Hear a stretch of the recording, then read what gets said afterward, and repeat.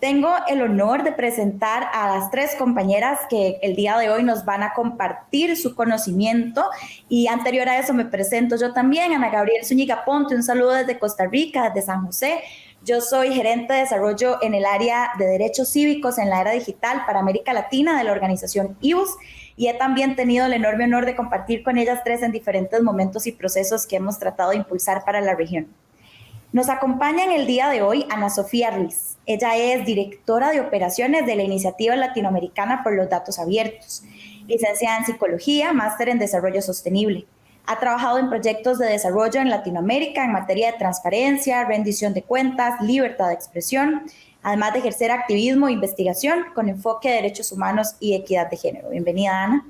Hazel Fallas, investigadora de la Iniciativa Latinoamericana por los Datos Abiertos, es comunicadora y analista de datos dedicada a la gestión de proyectos basados en investigación, visualización de información masiva y storytelling. Y finalmente, Sandra Elena, coordinadora del Programa de Justicia Abierta del Ministerio de Justicia de Argentina, abogada y politóloga. Su especialización es en gobierno abierto, datos abiertos, reforma, evaluación y monitoreo de instituciones del sector público. Coordina la Iniciativa de Justicia Abierta del Ministerio de Justicia y Derechos Humanos de Argentina y es la responsable de la política de datos abiertos de la institución. El día de hoy vamos a hacer un pequeño recorrido donde también vamos a profundizar sobre un proyecto que está en el corazoncito de IBUS, nuestro proyecto Libre de Ser, que busca mejorar las condiciones para salvaguardar la vida, integridad y el avance de los derechos humanos de las personas LGTBIQ+, especialmente de las personas trans. Esta iniciativa, este proyecto, se enfoca en el mejoramiento de los datos para diseñar e implementar medidas de seguridad integrales, efectivas y eficaces, y en la creación y el posicionamiento de nuevas narrativas y estrategias de comunicación para visibilizar la discriminación y la violencia que las personas LGTBIQ+ enfrentan, combatiendo así la cultura de odio y favoreciendo el cumplimiento pleno de sus derechos humanos. IBUS es una organización holandesa que tiene más de 50 años de trabajo en la región. Trabajamos temas de transparencia y rendición de cuentas, datos abiertos, derechos de las mujeres, derechos sexuales y reproductivos, derechos de las poblaciones LGTBI y también justicia climática. El día de hoy, entonces, vamos a mostrarles un poco de ese trabajo que desarrollamos en conjunto con socias como Hilda, donde mezclamos estos enfoques de la apertura de información para tomar decisiones basadas en evidencia que permitan resguardar derechos humanos. La dinámica del día de hoy nos va a permitir conocer tres planteamientos de las tres expositoras, quienes contarán con 10 minutos para su planteamiento. Posteriormente vamos a tener una discusión abierta con ustedes. Entonces les invitamos no solo a que nos cuenten de dónde vienen, sino también que nos puedan hacer sus comentarios y preguntas, porque la idea es que ustedes también se enriquezcan de esta dinámica, profundicen sus conocimientos y puedan también llevarse un poco de esta experiencia y que nos compartan también sus vivencias, sus ejemplos, sus experiencias y sus saberes también sobre esta materia. Para iniciar esta jornada, vamos a darle la palabra a mi compañera Ana Sofía Ruiz para que nos pueda hablar sobre la importancia y utilidad de los datos abiertos. Ana, adelante. Muchísimas gracias por la invitación y por recibirnos a nosotras hoy aquí para compartir con ustedes.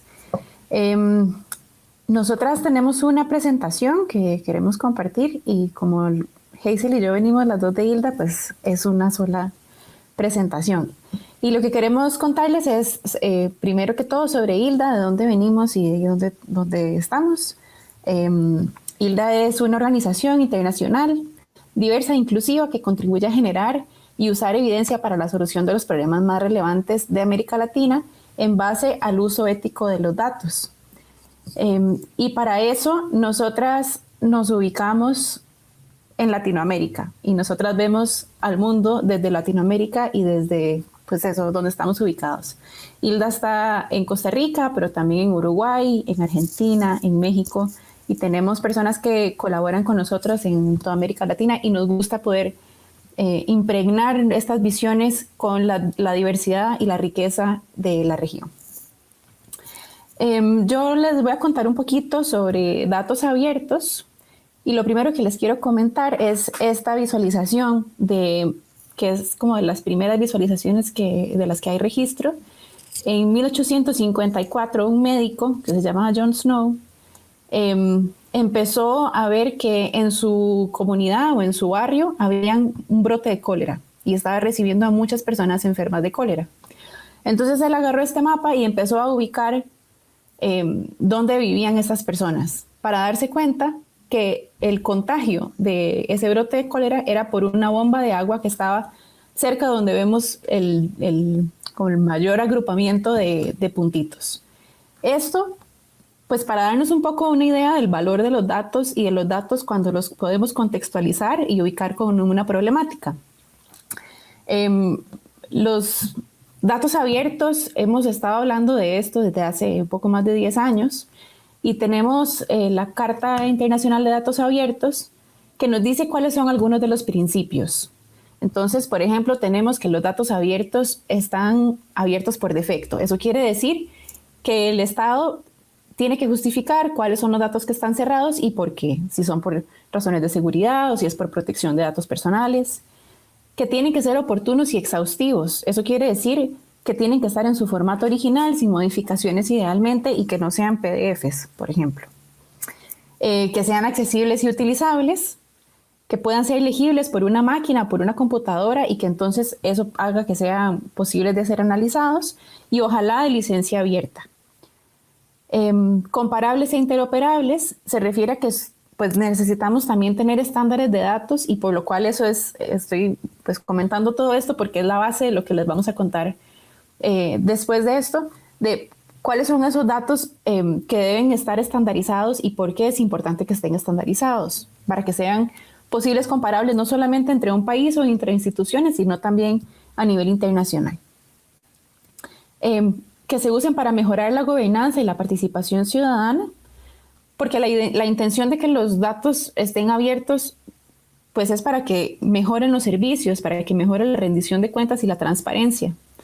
Y por último, que permita el desarrollo inclusivo y la innovación, porque al final los datos tienen valor y ese es el valor que podemos obtener cuando podemos cruzar bases de datos y permite el reuso entre ellas. Podríamos pensar que los datos abiertos pues son todos los datos que tiene el gobierno y no es así. Hay algunas fronteras de los datos abiertos. Por ejemplo, no todos los datos que tiene el gobierno deberían ser datos abiertos o son datos abiertos por esto que les mencioné antes, que tiene que ver tema de protección o tiene que ver temas de seguridad nacional. Pero sí hay un universo de datos que las instituciones deberían abrir para que puedan ser tanto para toma de decisiones a nivel de la institución, pero también de la rendición de cuentas que ejercen las instituciones con sus ciudadanos. Y por otra parte, otra de las fronteras que vemos tiene que ver con la privacidad de las personas, la seguridad de ellas y también la propiedad que tiene que ver también con la privacidad. Entonces, todo esto para decirles que los datos son el primer ingrediente para llegar a un conocimiento. Y ese conocimiento no solamente de las personas, sino también de las instituciones. Cómo a partir de los datos que son relevantes para un tema específico puedo tomar mejores decisiones, puedo informar mejor a los ciudadanos y también a las personas con quienes trabajo de cuál es ese conocimiento que necesitamos tener. Y para eso le voy a pasar la palabra a mi colega Hazel para que pueda continuar contándoles otra historia.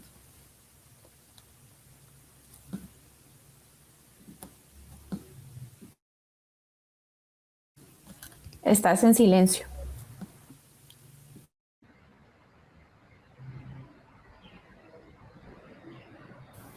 Muy bien, por acá estamos ya, ahora sí.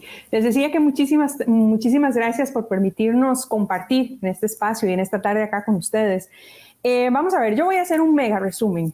Y para empezar, por ese mega resumen, les voy a decir que este mapeo de datos sobre violencia contra personas LGBTIQ más en Centroamérica es un diagnóstico sobre la calidad e integridad de los datos que sobre esta problemática se recolectan o no se recolectan en la sociedad civil, el Estado y la academia.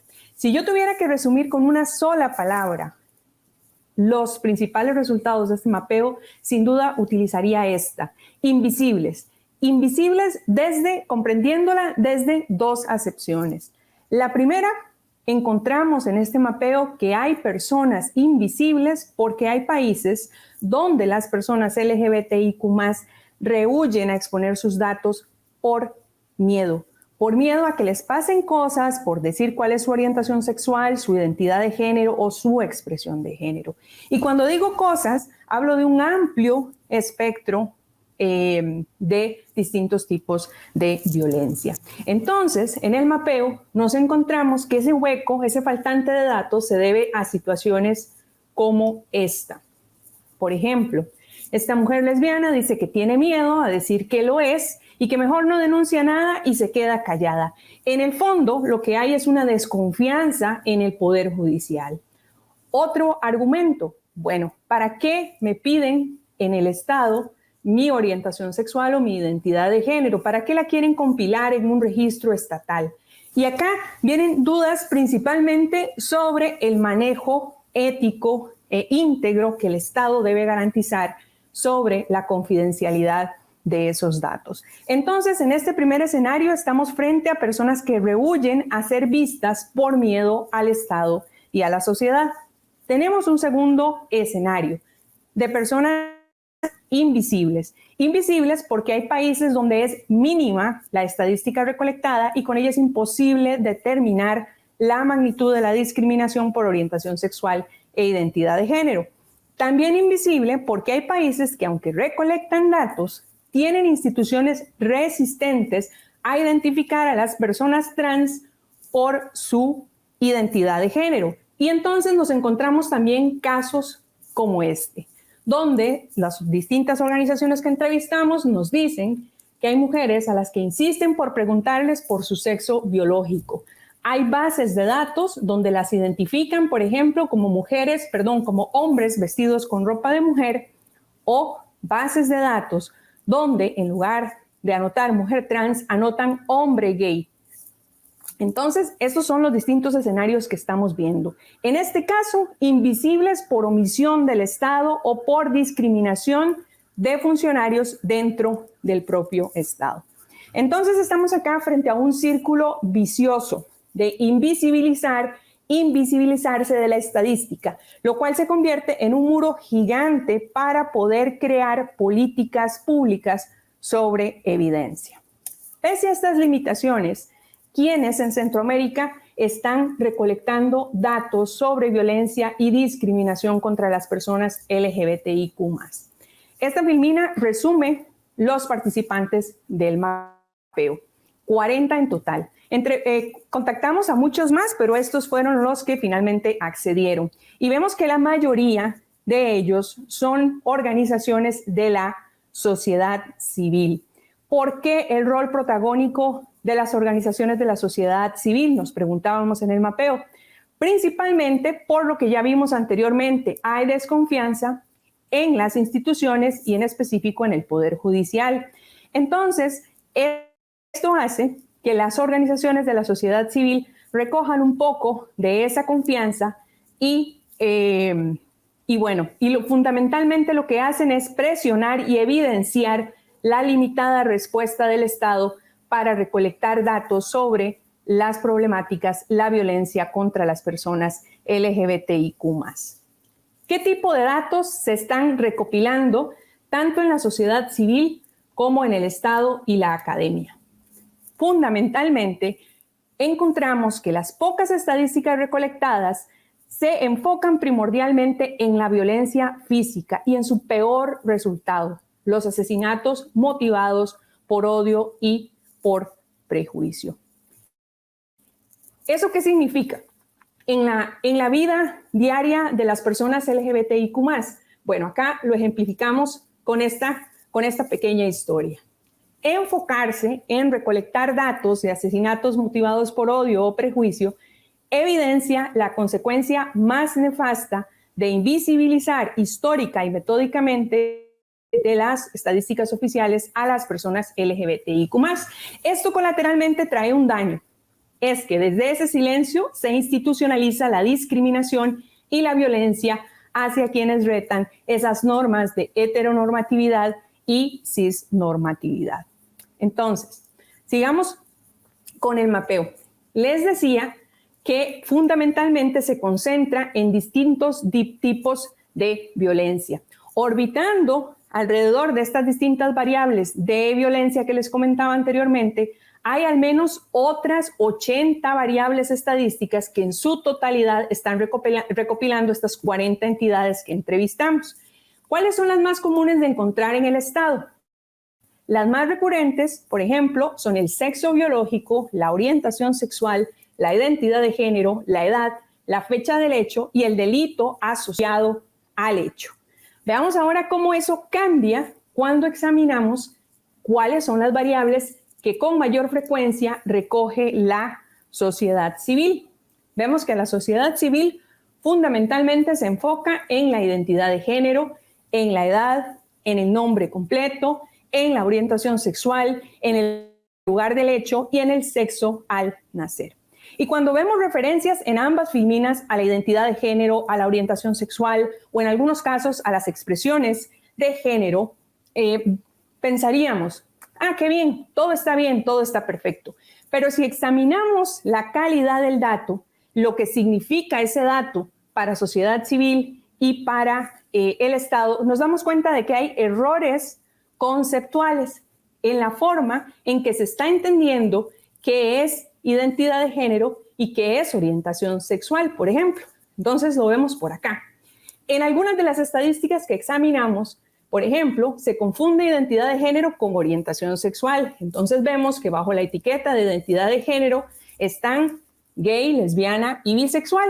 O en algunos casos también encontramos que hay entidades que como identidad de género están recopilando la intersexualidad, cuando sabemos que esto es más bien una característica sexual. Entonces, este es uno de los grandes retos porque, sin lugar a dudas, esa confusión no ayuda a visibilizar adecuadamente las distintas problemáticas que tiene la población o las personas.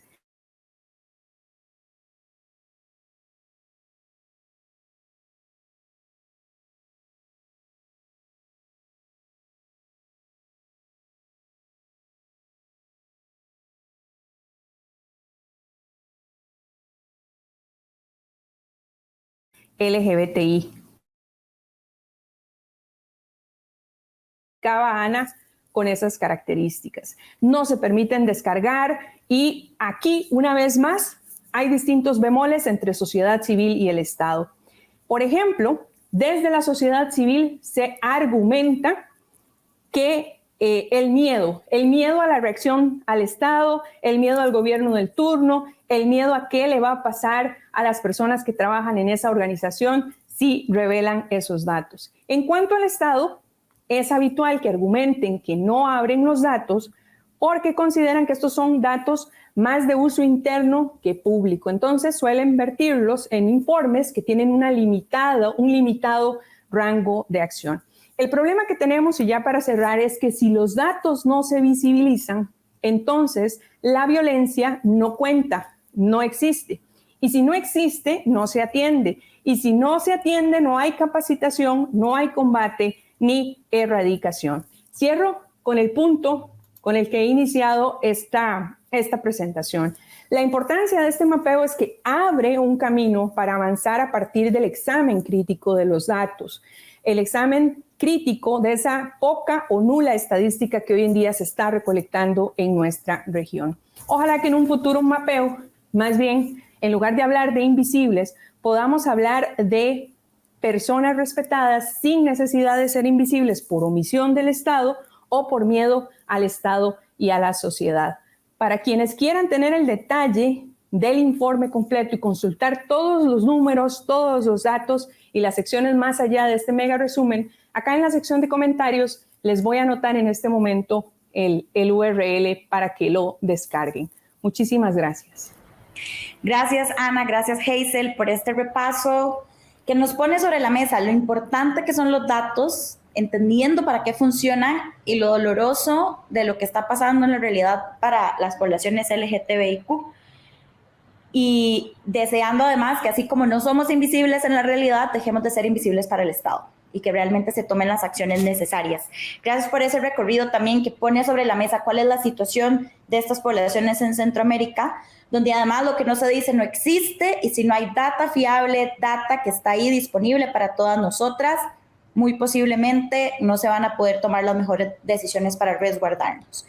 Ahora le voy a dar la palabra a la colega Sandra Elena, que nos va a acompañar y a guiar en una reflexión sobre cómo acercar a la población LGTBIQ+, al sector de justicia en la región, aportes de los datos a la justicia abierta y además, en este caso particular, con una mirada de derechos humanos. Adelante, Sandra Elena.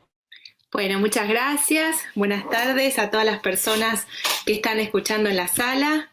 Un gusto estar compartiendo con amigas y colegas toda esta reflexión. Gracias a Ana, a Hazel, que compartieron los datos sobre el mapeo que tan interesante que han realizado y que nos sirvió de base para el trabajo nuestro. Primero les cuento un poquito que tengo varios sombreros aquí. Yo trabajo en Argentina, estoy a cargo de la política de datos abiertos de justicia de todo el país y además trabajé en organizaciones de sociedad civil antes de estar en el sector público haciendo investigación y políticas públicas, por eso tengo más de un sombrero. Y también, además de trabajar en Argentina, trabajo como consultora y como experta en distintos programas en muchos países de la región, y ahora les voy a comentar algunas de las conclusiones de un taller que llevamos adelante hace 2 semanas en Costa Rica, en San José, que era para todo Centroamérica. Así que un poco les quería comentar de dónde vengo para que entiendan que lo mío no es solamente la investigación, sino trabajar en políticas públicas y a veces cómo tenemos que hacer para conciliar estos hallazgos de nuestras investigaciones con lo que es posible desde la política pública y cómo podemos hacer para trabajar con funcionarios públicos para que esos hallazgos puedan convertirse y ayudar a que haya mejores políticas públicas que permitan ampliar los derechos, en particular en este caso de las comunidades LGTB. Así que este es un poquito lo que quería contarles antes de empezar. En particular, me gustaría también hacer una vinculación entre lo que es justicia abierta y los datos abiertos. Cuando nosotros hablamos de justicia abierta, estamos pensando en un nuevo paradigma en el que pone a las personas y a sus necesidades jurídicas y legales en el centro de las decisiones de justicia. Esto es un cambio muy importante de paradigma, en donde tenemos en cuenta cuáles son las problemáticas y las barreras para acceder a justicia que tienen las personas y empezamos a pensar que las decisiones del sector justicia tienen que estar basadas en esas necesidades. Las personas que no acceden a los servicios de justicia, nosotros los llamamos que están en una brecha de justicia, y esta brecha de justicia se contabilizó cuántas personas son las que no acceden y hace 2 años, menos de 2 años, se llegó a contar que en el mundo hay 1.500 millones de personas que no tienen todas sus necesidades de justicia satisfechas. Imagínense que una porción que corresponde a nuestra región, a la región de Centroamérica, que es la que estamos abordando hoy. Así que hay muchos millones de personas que no acceden a la justicia y por eso tenemos que pensar en una justicia más abierta, mejor, con mayor acceso y más participativa y con datos, ¿sí? Los datos son, como decíamos, el material principal para poder hacer mejores políticas públicas. Y esto es lo que nos llevó a pensar este proyecto. Dentro del proyecto que tiene IVOS, Libres de Ser, hicimos este taller con funcionarios de 5 países de Centroamérica y organizaciones de sociedad civil de 5 países también, para poder explicar los conceptos de justicia abierta, de una justicia centrada en las personas, la importancia de los datos abiertos y la importancia de mejorar la producción y la publicación y el acceso a los datos de las poblaciones LGBT. Esto nos ocupó durante 2 días enteros, que les digo, estuvimos conversando. Realmente se dio una conversación bien interesante y pudimos sacar como primera conclusión, más allá del estudio que teníamos, que tan interesante que realizó Hilda, como en toda la región, y yo sumo también Argentina en esta experiencia, como no tenemos unos datos confiables y que abarquen las distintas problemáticas sobre esta población LGTBIQ. Por lo tanto, somos todos los países, la mayoría de los países en los que yo tuve la ocasión de trabajar, que tenemos que pensar en conjunto cómo vamos a hacer para crear una estrategia que nos lleve a poder producir mejores datos y esto alimente las políticas basadas en evidencia. Para mejorar, obviamente, el resultado final es el acceso a la justicia y el mejor tratamiento de las problemáticas específicas de estas poblaciones. Les cuento que en mi propio país, habiendo montado una política de datos abiertos, que cualquiera puede entrar al portal de datos de justicia, que es datos.jus.gov.ar, ustedes van a poder acceder a un montón de datos de casos judiciales y datos de acceso a justicia, de sistema penitenciario, etcétera, una gran cantidad de datos, pero lamentablemente tengo que reconocer que solamente 5 de las más de 60 bases de datos que tenemos publicadas tiene algún componente que puede permitir identificar a las poblaciones LGTBIQ más allá del sexo femenino masculino. Esto lo digo con cierto pesar y con la promesa de que me hago a mí misma de que tenemos que mejorarlo, pero es muy difícil cambiar las fuentes para estos datos. Pero hay que trabajar y por eso este taller que hicimos en conjunto con los poderes judiciales fue como un primer paso para darle visibilidad a esta problemática y empezar a pensar una estrategia nacional y también, ¿por qué no regional?, para avanzar estos temas. Pero ahora lo que quisiera hacer es compartir muy brevemente las principales conclusiones que tuvimos de estos 2 días de trabajo. En primer lugar, nosotros teníamos cierto temor que nuestra convocatoria no fuera escuchada porque tal vez no fuera un tema central para los poderes judiciales. Sin embargo, los poderes judiciales y instituciones de justicia de los 5 países participaron, por lo tanto, vemos que hay un interés en mejorar los datos en general y en los datos de la comunidad de estos 5 países. Las realidades de los países son diferentes. En algunos países vemos que ya se había trabajado con datos abiertos, en otros no. En algunos se había trabajado y existía, aunque tal vez no de la calidad suficiente, pero sí existían datos de comunidad LGTB y en otros no existía nada más allá de lo poco que se había podido mapear en el estudio de Hilda.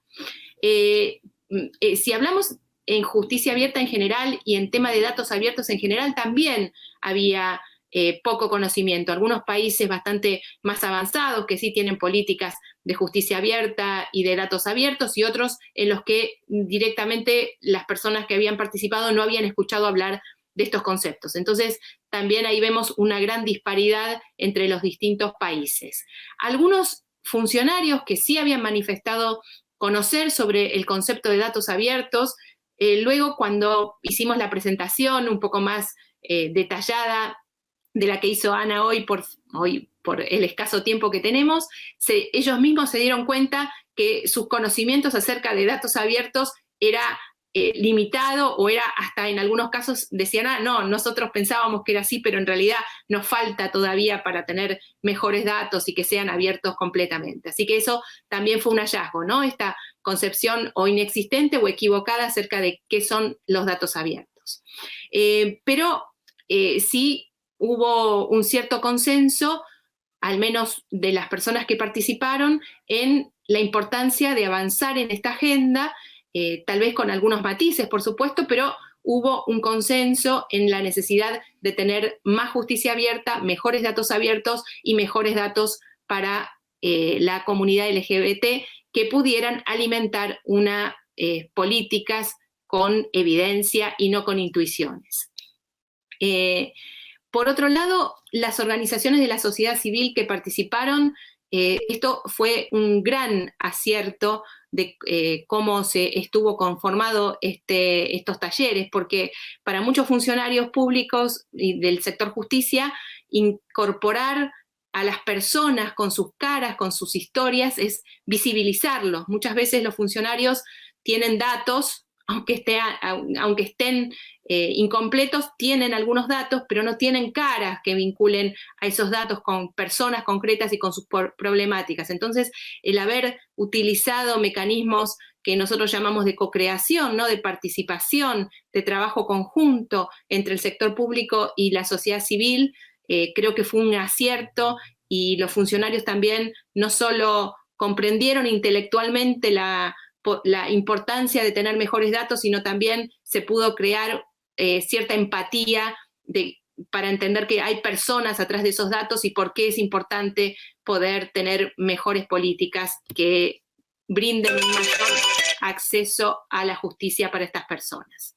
Sé que estoy en el tiempo, vamos a ver si me queda alguna cuestión más para alguna conclusión importante más.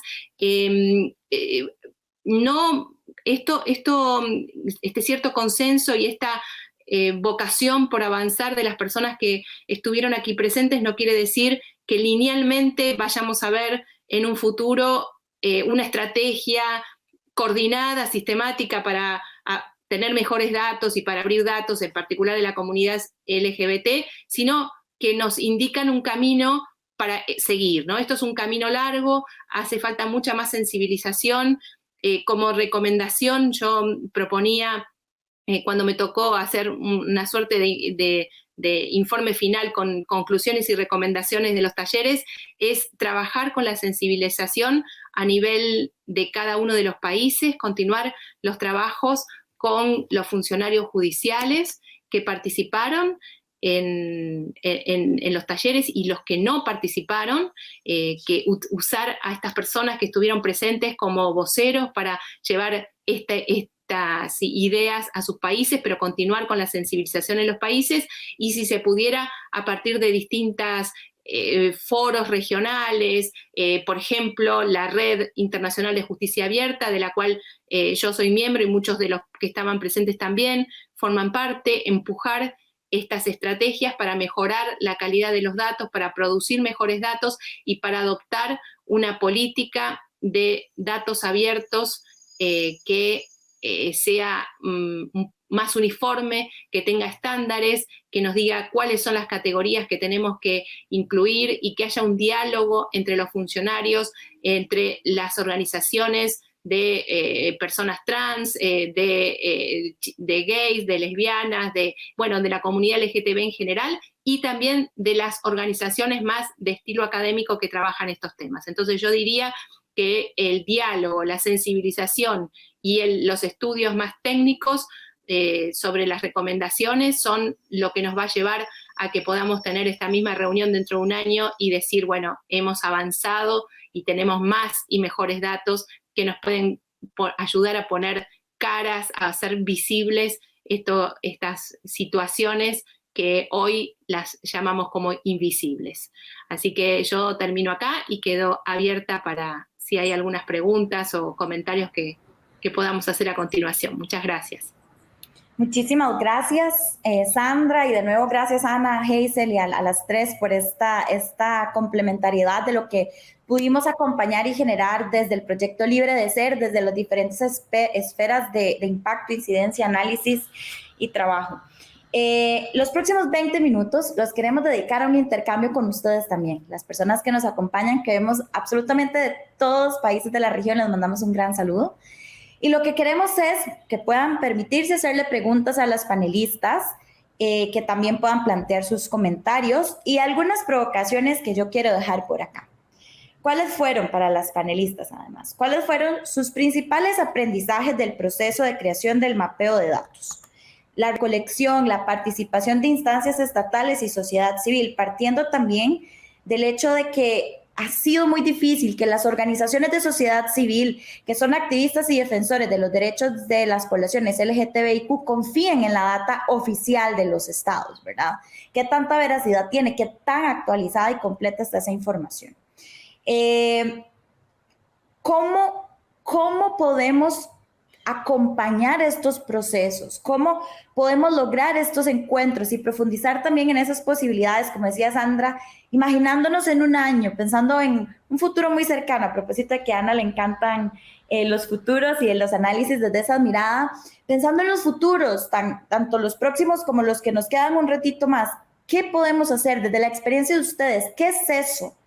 Que podemos articular todo este ecosistema que está reunido aquí el día de hoy para lograr acercarnos un poco más a esa visibilidad de nosotras, las poblaciones LGTBIQ. Dejo esta provocación por acá y me permito además leer comentarios de José López, que nos dice: saludos, Pedro. Quería comentarte que participamos en el estudio porque vemos en términos generales los estudios en Latinoamérica y el Caribe nunca abordan la realidad de Centroamérica y esto nos permite por primera vez visibilizar a la región centroamericana en el contexto de Latinoamérica y el Caribe. Así es. Luego Pedro Arriaza preguntó anteriormente cuáles son el tipo de estrategias a desarrollar con la información y data recolectada, además de incidencia basada en evidencia. Sí. Entonces le voy a dar la palabra a las tres por unos 5 minutos, tal vez inicialmente, para que puedan hacer referencia a estos dos comentarios del público y a esta provocación que también les dejé por ahí. Entonces, Ana Sofía, adelante. Gracias, Ana. A ver, aprendizajes yo creo que muchos, porque esta es la primera vez que algo así se hace, sobre todo en Centroamérica, y con la situación política que estamos viendo, que está pasando en este momento, yo creo que es muy difícil de obviar y de tener conversaciones sobre cuáles son los datos que hay disponibles y cuál es la realidad que podemos leer y las posibilidades de justicia que hay en este momento, no solamente para una población tan vulnerabilizada como la población LGTBIQ+, sino también para una población en general, de activistas, de personas que quieren pues vivir tranquilamente en su país ¿verdad? Y vivir. Entonces, por ahora, muchos. Lo que vemos y lo que aprendimos es que todavía hay mucho trabajo que hacer con las organizaciones, hay muchísimas capacidades que falta por desarrollar. No solamente, bueno, esto, como decía Hazel, a nivel estadístico y a nivel de tener un diccionario de términos de qué estamos diciendo que es cada cosa. Y yo creo que le voy a dejar a ella esa parte para que lo desarrolle un poquito más. Y otra cosa que creo que hay dos cosas que pueden ser ciertas. La primera, que es la situación política que estamos observando, y la segunda, que es una más como que ocurre más constante, y es que a pesar de estas situaciones políticas, hay instituciones gubernamentales que continúan su trabajo de levantar datos y de construir estadística, aunque no sea público. Entonces, eso para el futuro, a veces vemos cómo los gobiernos cambian de un día para otro o no, pero que de repente cuando uno conversa con personas que están en instituciones y que tienen un trabajo constante, independientemente del cambio de gobierno, hay posibilidades de seguir construyendo o de empezar a construir eso, más en la constancia y en el poder seguir conversando con ellas. Y yo creo que ahí es donde hay unas grandes posibilidades de seguir trabajando, porque esto que vemos como más en el caos y en lo que nos llegan también de noticias internacionales, no es toda la verdad y toda la realidad de lo que está pasando. Y eso creo que también quedó en evidencia en el taller que facilitó Sandra Elena hace unas semanas aquí en Costa Rica, y de personas que están ahí comprometidas, que están trabajando y que les interesan estos temas y que pueden empezar a trabajar con mucha más especificidad dentro de sus instituciones. Entonces, lo voy a dejar por ahí. Gracias, Ana. Y antes de darle la palabra a Hazel para que también pueda hacer referencia a las consultas y preguntas, Larisa Romero Fonseca pone un comentario sobre la mesa. Hay muchas organizaciones locales que generan datos de la población LGTBIQ+. Es importante reconocer ese trabajo que es realizado por los activistas y que es utilizado para empujar sentencias como la histórica de Vicky Hernández versus Honduras. Un avance importante para los hondureños trans. Luego tenemos otra pregunta, Daniel de León. ¿Se ha planteado una estandarización a nivel regional sobre datos de violencia LGTBIQ+ desde sociedad civil? Hazel y luego Sandra Elena.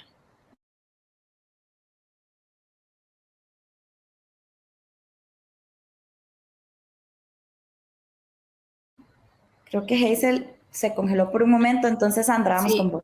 Sí, vamos, esperamos que Hazel se reconecte. Aprendizajes hubo muchísimos en el taller. Sinceramente creo que yo actué de facilitadora, pero me llevé muchísimas ideas y estrategias que se me fueron ocurriendo para trabajar. Diría que lo primero que tenemos que saber es que a pesar de las dificultades políticas que Ana comentó recién y que existen, son evidentes, no se pueden negar, hay que continuar trabajando en los niveles que se pueda.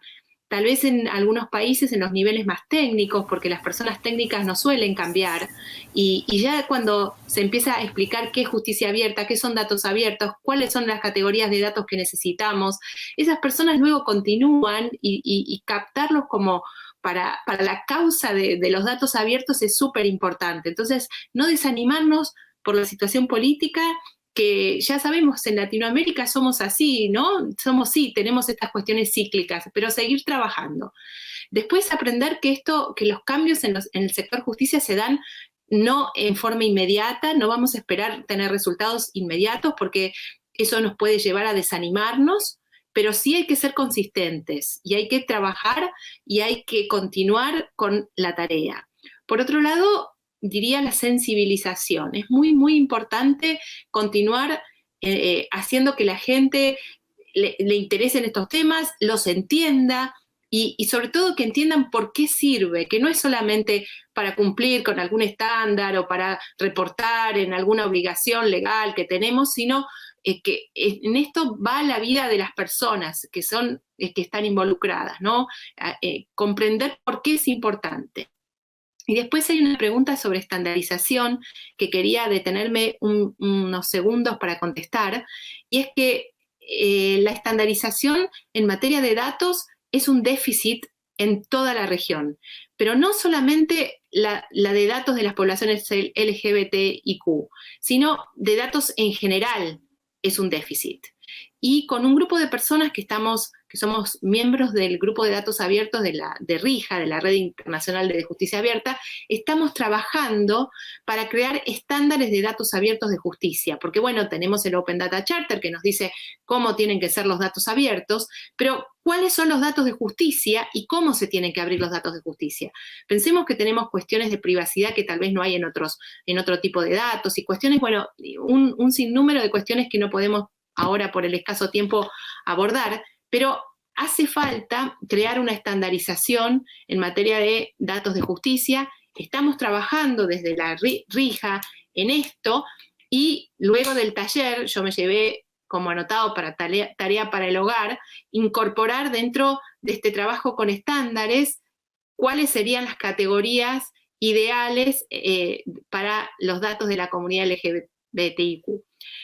Claro que no hay un consenso uniforme acerca de cuáles tendrían que ser estos datos, pero cuáles son los consensos mínimos que deberíamos incorporar en estos estándares. Así que sí, estamos trabajando en esto, por lo menos un grupo de personas que nos reunimos en esta comunidad de práctica que está formada por algunos que somos funcionarios públicos, otros pertenecemos a redes de sociedad civil, así que estamos viendo cómo podemos hacer para incorporar estas categorías de forma estandarizada y que luego las instituciones de justicia, que son quienes tienen que recolectar los datos, la puedan tomar.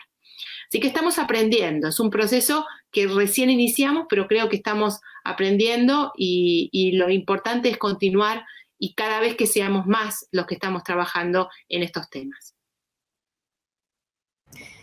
Gracias, Andrelena. Hazel, además, cuando te fuiste entró una pregunta, y es que si se ha planteado una estandarización a nivel regional sobre datos de violencia LGTBIQ+, desde sociedad civil, y el comentario de la colega Larisa Romero que nos planteaba lo importante de visibilizar también el esfuerzo que se hace desde sociedad civil para recolectar esa data que los estados no están recolectando, y que eso también, ¿verdad?, es parte de las discusiones que tenemos que dar en las democracias nuestras sobre cómo también esa data importa y debe ser oficializada ante la ausencia de data oficial por parte de la institucionalidad pública. Voy a unir respuestas a esas preguntas. Por ejemplo, Pedro Pedro Arriaza ¿Qué estrategia se puede desarrollar ahora desde la sociedad civil a partir de este estudio? Yo creo que lo que quizás sería bueno es hacer un análisis crítico de la información que hoy por hoy se está recolectando y confrontar los datos que se están recolectando a nivel de sociedad civil para ver si, por ejemplo, están esas inconsistencias de las definiciones que veíamos, para ver si es necesario crear un diccionario uniforme, estandarizado de definiciones. Eso lo hablábamos en los talleres también que tuvimos con las organizaciones de la sociedad civil en los meses pasados. Entonces yo creo que primero sería una revisión crítica a la luz de los resultados de este estándar. Y esa revisión crítica también pasa por examinar qué tipo de datos se están recolectando y por una integración, vamos a decirlo así, una interoperabilidad no solamente de los sistemas o de las hojitas de cálculo, sino de las organizaciones de la sociedad civil para compartir no solamente experiencias, sino también para compartir datos.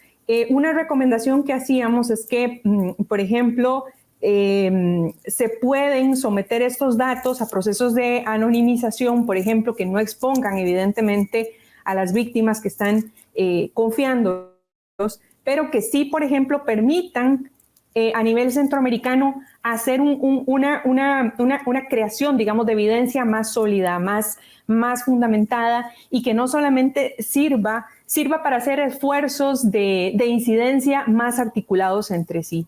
Entonces, por ahí yo creo que vendría una primera recomendación. A las que sumaba Elena y Sandra Elena y Ana Sofía, yo sumaría una más que es importante. Creo que uno de los grandes aprendizajes de este mapeo es que el tema de la recolección de los datos pasa por el enorme reto de construir confianza, credibilidad y saber comunicar qué y sobre todo el para qué de estos datos. Si ustedes se fijan, por ejemplo, en ese informe, en el caso particular de Costa Rica, le van a hallar sentido a esta afirmación que estoy haciendo. Creo que por ahí pasan dos de los grandes retos que tenemos antes de pensar en cómo usar, digamos, estos datos para incrementar la incidencia y la exigencia del cumplimiento de estos derechos humanos. Gracias, Pedro. Además, suma a la discusión, aunque es relevante la estandarización de los datos de violencia a nivel regional, las condiciones nacionales e incluso locales, regiones urbanas y rurales, son muy diferentes.